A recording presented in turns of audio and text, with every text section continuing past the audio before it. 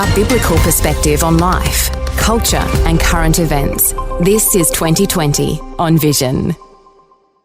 On a Monday, we like to check in with the Australian Christian Lobby. A lot of jostling for leadership positions, both in the government, opposition and minor parties. Michelle Pearse is back with us, the CEO of the Australian Christian Lobby. Michelle, a special welcome back to 2020. Great to be with you again, Neil. Michelle, before we get into any of the shake-ups that might be going in leadership in the parties, let's just see if we can get an update from you around where you're seeing things right now. The makeup of both houses, the lower house, the upper house. There's been all sorts of things going on. The vote's all not complete yet, but what's your view on what's happening where we're at? It's still, things are still definitely being determined. There's still 8 seats that are too close to call, and that's Bean in the ACT, Bradfield in New South Wales. In Victoria, we've got Monash, Flinders, Calwell and Kooyong, still too close to call. Longman and Ryan in Queensland. Remember, Neil, is the Green seat. It is likely to go to the Greens, but we have seen the Greens lose 3 other seats in the lower house, one of those being Adam Bant's seat in Melbourne. For Christians, that's good news because a lot of their policies are very, very anti-Christian. But the unfortunate thing is that they still hold the balance in the Senate. So it looks like in the Senate that Labor may hold up to 28 seats. The Coalition will be down to 26 seats. That's from 30. And the Greens will hold 11 seats. So that's an increase from where they used to be. In the last Parliament, the crossbenchers really did determine whether Labor legislation was going to get through or not. So we would do a lot of work with the crossbenchers. But this time, all that Labor needs is either Greens or the Coalition to get things through. So we'll have a lot of work to do in the Senate just with working with the Greens or the Coalition on certain bills. So, on issues like gambling reform, other kind of social issues, there is that opportunity for us to have conversations with the Greens, perhaps where we don't see what Labor's doing is in society's best interests. But it's very different to last time. Parliament won't start sitting until late July, so we've still got a while before they actually start sitting. And then the first priority, as they're saying, is the extinguishment of the 20% student HECS debt, which is a policy that they took to the election. So a lot of shaking up still going on. Something a little more personal from you here, Michelle, because interesting to hear you talking about working with the Greens. And I imagine you and your team, when you get to wander down the corridors and knocking on office doors, and some of those are going to be Greens senators who hold the balance of power in the Senate. Are they open to hearing Christian comment, or are they going, oh no, that's Michelle Pearse again, lock the doors, the Christians are coming to knock on them? What sort of response do you get from the Greens? Well, you have parties, but then you have individuals within the parties that, sway on different issues. So sometimes we're surprised to find some alignment on certain issues. And just because they're against us against where we stand on policy issues on many fronts, it doesn't mean that we should write them off as individuals off completely, because there may be common ground on some things that we need to focus on as a nation. And on gambling reform, they actually align with where we stand on that as well. And so certainly on that issue, that we'll be having conversations with the Greens, perhaps to put pressure on Labor to do more in terms of reform on online gambling. It seems that Labor are capitulating to the demands of the industry itself. And so they need to have more courage. Minor parties usually do have more courage when it comes to, big reform like that. And so the Labor Party do need to have a, better policy that deals with this massive social problem in the nation. So, we can't afford to completely shut doors with people. We need to advance certain causes. And so that means working with people that might be ideologically opposed to us on certain grounds, but we can work with them in different ways. I think listeners will be encouraged by that. When we talk about praying for our leaders by whatever stripe they come from on a political spectrum, and you're there on the front line working with them. whether they're on a conservative side or a progressive side, or whether they might be really on the extreme end with the Greens. Hey, let's talk about the party shake-ups that are going on post-election. Where do you want to start here? Because the government front bench, there's jostling for position there, and they've dropped a couple of front bench ministers. What's happening on the government front bench? Yeah, so tomorrow they'll be meeting to decide the ministry positions. And so I'm just calling on the Christian community there to pray for wisdom. Even today, they might be still working out who is actually going to be on the front bench. And then it's not only who's on the front bench, but it's ministers' advisors, it's staffers, it's all of that that goes into this. So we're really praying that people of Christian faith would be influencing decisions, but those who just have really good common sense as well and that understand the principles of freedom will be in those positions. Mark Dreyfus has been, we know already that he's been removed from the Attorney General portfolio that he had. Whoever comes into his position, we really hope would understand religious freedom, because it was compromised with someone under Mark Dreyfus, because when they put forward the religious discrimination bill under the Labor government, it was a bill that would have taken religious freedom backwards. That bill dictated the way that Christian schools should run. They said that faith is only relevant to those positions where faith is actually necessary. So, that would mean that a Christian studies teacher could be Christian, but not a maths teacher. So the Attorney General clearly didn't understand what religious freedom really meant for Christian schools and institutions to run according to their ethos. We also saw Ed Husic being removed from his portfolio, and the Muslim community has been in outrage over that. So there's a lot of shifting going on in the caucus, and tomorrow we'll understand who's placed in what position, which I'll be very interested in, because it really determines who I'll be working to in terms of lobbying the government. But as you know, Neil, there's shake-ups in the Liberal Party. Tomorrow they'll be voting on who becomes the leader. Could be Angus Taylor, who's more on the Conservative side, or Susan Lee, who's more moderate. And then Jacinta Price over the weekend has declared that she will join Angus Taylor's ticket to be his deputy if he is elected. So we know Jacinta Price well. She is somebody that does uphold Christian values within Parliament. She's very sympathetic to all the issues that we campaign on. I've sat down, I've had a conversation with Angus Taylor last year, and he also is very conservative. He's very concerned when I spoke to him about ideology and education. And I wouldn't be surprised if that comment in the federal election campaign actually came from his own passion on that issue. So we also need to be in prayer for the Liberal Party to see what happens, and we'll see what happens there. Which one of those leaders do you think will win? Do you think it'll be a Susan Lee? Do you think it'll be an Angus Taylor? Well, the paper's reporting that it's pretty evenly split at the moment. So I really don't know. We'll work with whoever is elected, but just praying that God's will be done. And there's even that possibility, one note that I read, that maybe Susan Lee may well win and Angus Taylor then becomes her deputy. Well, we'll see what happens when that vote happens. I think that's happening today. Let's talk the Nationals. David Littleproud and a challenger there for the leadership from Matt Canavan. Any thoughts here? Well, David Littleproud has been quite gracious in saying, well, yes, this is normal for party leadership to be spilled following an election. The papers are reporting that Matt Canavan doesn't have the numbers, but still, it's a challenge that perhaps needed to happen, and we'll wait and see what happens there as well. So the Nationals, the Liberals, the front bench, it's all happening this week, and we'll know the lay of the land a lot clearer in a couple of days.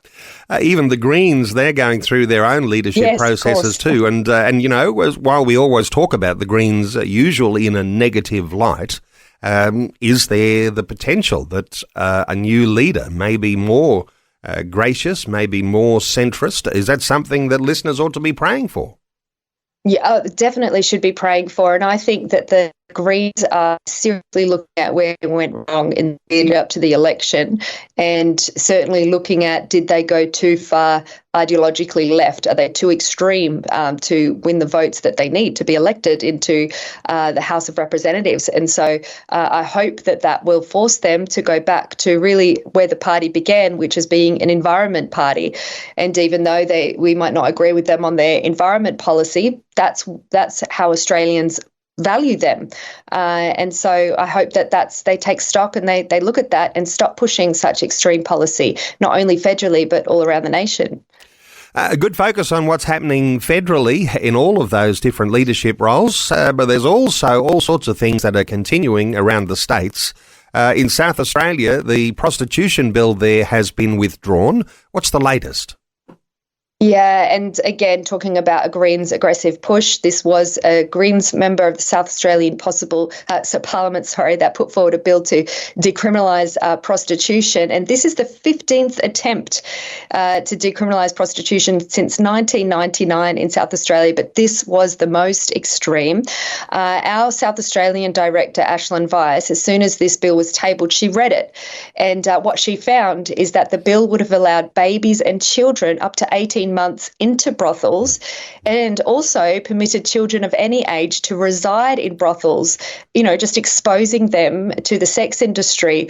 But as well as that, it would have removed all regulations from brothels, up to 6 people, would have legalised street prostitution, would have allowed more women to be exploited and children to be abused. So, as soon as Ashlyn saw this, she spread the word. The next day it was reported in the news, babies in brothels as the headline. When the Premier found out about this provision in the bill, he said Labor wouldn't support it.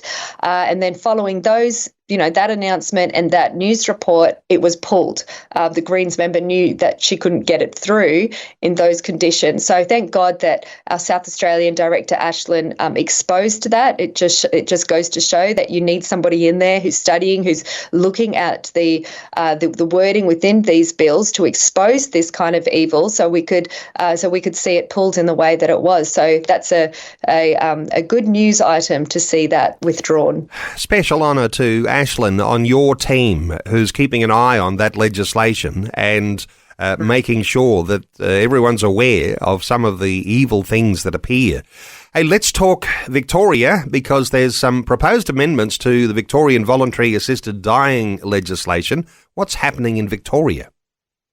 Once again, the Greens proposed a really extreme voluntary assisted dying bill, but this then placed pressure on Labor, who are putting forward their own changes after there was a 5-year review of the existing legislation after some public consultation. So Victoria was actually the first state to pass voluntary assisted dying legislation, and so currently it's actually the least extreme in the nation, which is, I know, surprising for Victoria. But if this bill passes with the proposed changes that Labor want, it will remove a lot of those protections that are currently in the legislation to protect against abusing the legislation or abusing voluntary assisted dying. So we're concerned that vulnerable elderly people will be subjected to pressure to go through with assisted suicide because of the changes that are being made. And these changes include allowing health practitioners to actually suggest voluntary assisted dying as an option to patients. So at the moment, it has to come from the patient themselves, but this legislation will allow the health practitioner to suggest it to them. So this is incredibly unethical, because you just think of the pressure this places on the patient and just sowing that suicidal thought or removing any hope from them. And it also will require health practitioners to provide minimum voluntary assisted dying information to the patient, even if they conscientiously object. So again, another attack on conscientious freedoms. The government actually said that conscientious objection is inconsistent with person-centred care. So an outright attack on freedoms, the ability for a health practitioner to refrain from discussing assisted suicide in any way. Also, extending the eligibility for voluntary assisted dying from 6 months to 12 months prognosis. 12 months is a long time, and we know that doctors often get it wrong, that new treatments and medications could arise within that 12 months. So to discuss the 12 months prognosis and voluntary assisted dying within that to a patient really can remove any hope from them that something could happen within that 12 months and that they could go on to live 3 years instead of 12 months. So it really is just this aggressive push to pressure patients to consider voluntary assisted dying and expand assisted suicide. And in a context where we do have prevalent elder abuse, this is incredibly unethical and will result in patients taking up assisted suicide when really they could have lived longer. Michelle, is this just another illustration when we use those words, a slippery slope? And, you know, we warn about slippery slopes when this sort of legislation comes into our parliaments, but then over the years, those key safeguards that were in there that everyone said, we're confident because those safeguards are in place, incrementally they just get removed one by one, and all of a sudden you've got something that is evil and horrible. Is this another example, do you think, of a slippery slope? Absolutely. And we're looking all around the world and saying, well, how far has this gone? Because that's what we need to prepare for next. And that's unfortunately what we have to do with a lot of these pushes on not only euthanasia, but on abortion, on many different issues. How bad can it get? Because that's probably where they're going, where they're pushing it. And so, you know, in other nations around Europe, we see voluntary assisted dying, or what we call assisted suicide, because that's really what it is, being available for disabled people, for patients with dementia, for those that don't have decision-making capability. And it leads to just this, that life is disposable, and that when a person's life loses its contribution, when they don't contribute to society, then perhaps it's better off or cheaper if those people didn't exist. So it's heading in a very dangerous direction and compromising health practitioners who's, they got into healthcare to save life, but now seeing life as expedient. And I think this would have a psychological effect on health practitioners. Michelle, you've got through another election. An end of financial year is coming. We might just spend a moment. I'm just going to ask you, because I don't often take this moment to just talk about these things, but how can listeners right now support what you're doing? Clearly, the idea of a donation might be a useful and important thing, and there'll be listeners who've got that capacity. But what ways are there? You can subscribe to a newsletter. How do you connect with the Australian Christian Lobby and be a part of the good work you do?